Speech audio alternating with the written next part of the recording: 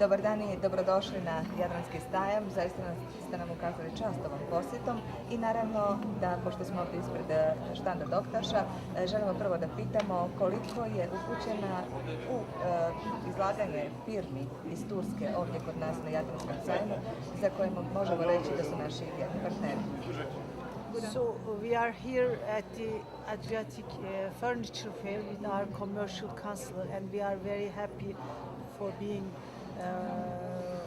in this fair because we saw that it is very,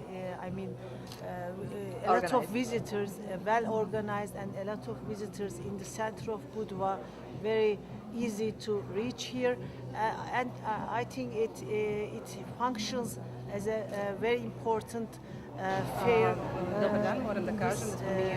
city and country economy.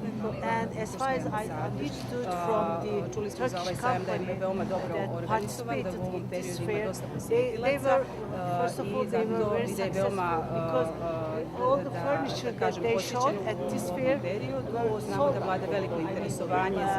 as of today.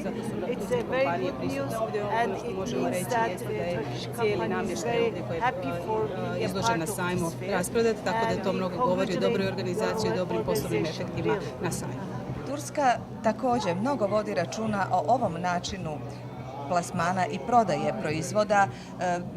Sajmovi su slični kao kod nas, i građevinarstva i poljoprivrede, međutim ima još tu i sajam nafte i medicine i stomatološke opreme, dakle nešto što bi i ovdje u ovom ambijentu moglo jako lijepo zaživjeti.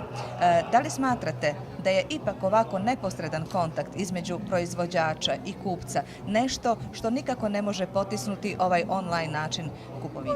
Online shopping is something different, but fair has been always a very important activity for pushing the economy, for establishing the very sufficient and useful connections between the companies and the countries. That's why u stvari online prodaja je nešto sasvim drugačije i neki sasvim drugi segment. Ono što smatram jeste da su ovi klasični,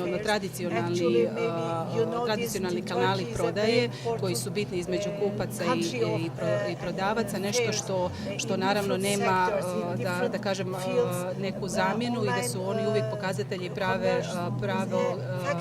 pravog unapređenja ekonomske svijesti. Mi u Turskoj naravno imamo dosta različitih segmenata i koji se, da kažem, oslanjaju na tu platformu, tako da po mom mišljenju to je nešto što je naravno jako bitno.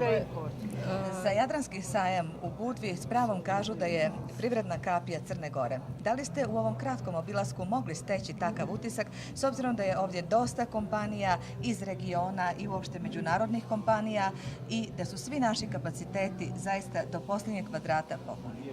I fully agree with this business gate concept because really it is a very important fair for the region, for the Montenegro and for Montenegrin economic cooperation with other countries.